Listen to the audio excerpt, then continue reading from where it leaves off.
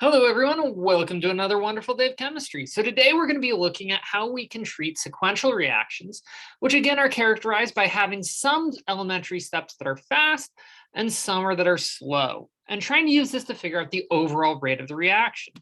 So last time we used the simple explanation of treating the first step at equilibrium. However, it turns out that can be a little bit of an oversimplification, especially that if we have a slow consumption of one of our intermediate species. So that concentration really is going to end up playing a big role in how that oxygen can either go backwards in the first reaction or forwards in the second reaction. This can really be at odds. However, we would still expect our rate to be determined by this slowest step. However, we still need a good way to talk about what the concentration of that intermediate is.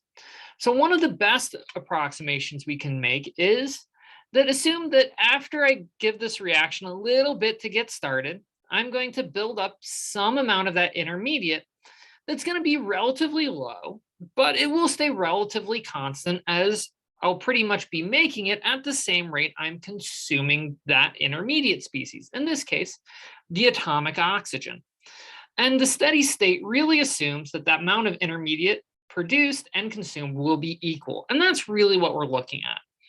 And for kind of a real life example, one of my favorites is I was at a conference of chemists, and we were having a talk about kinetics and being fed lots of coffee.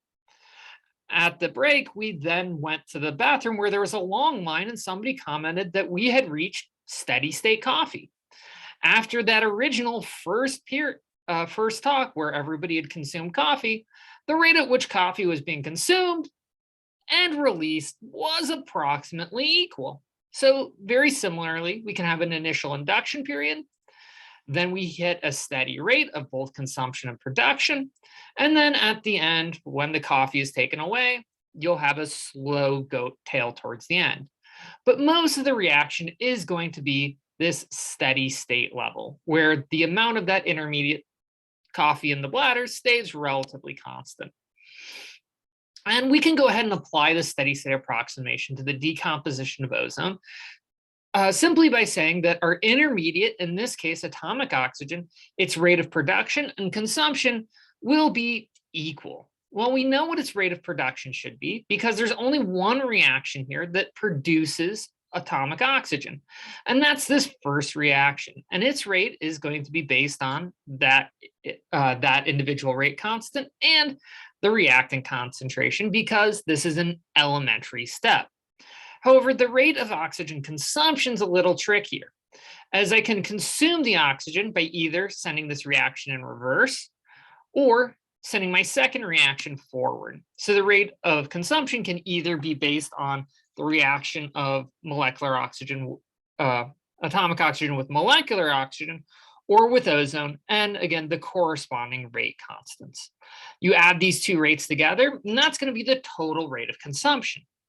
So using these three equations, we can then relate everybody to one another.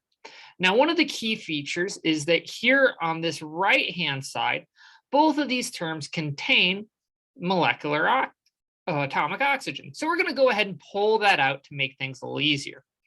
And we can relate this first rate constant times ozone to this combined set of equations based on ozone and molecular oxygen. Then, by dividing both sides by this summative term, we can end up finding the intermediate concentration of oxygen. It will be based on how much oxygen I'm producing based on that initial reaction of ozone.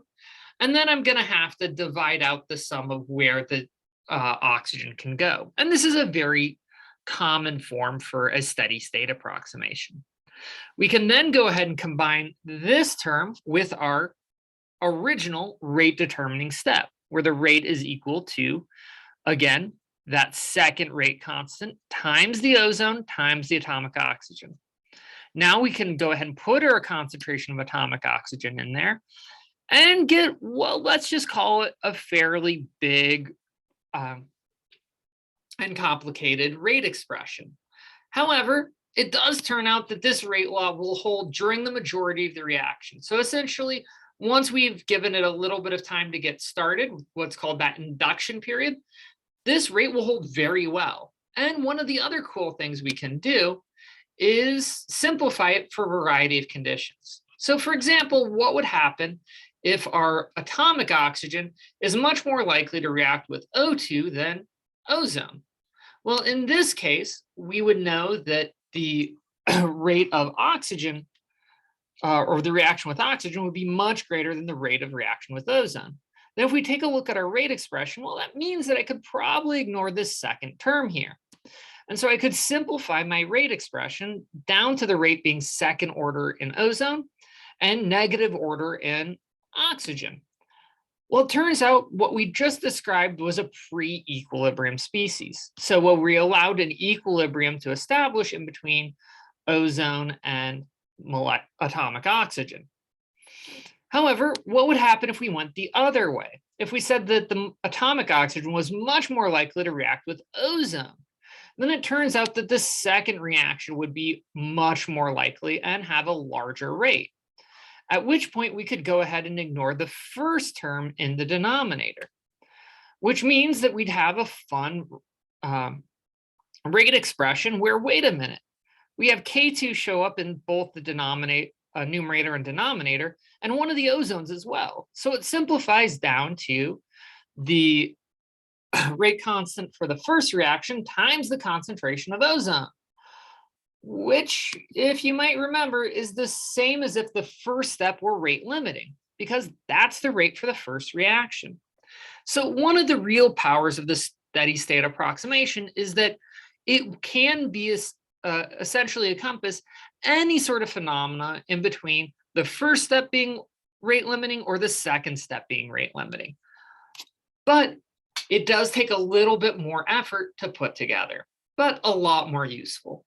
So next time, we're going to go ahead and put our steady state approximation to the test as we talk about rates of catalysis. Until then, take care.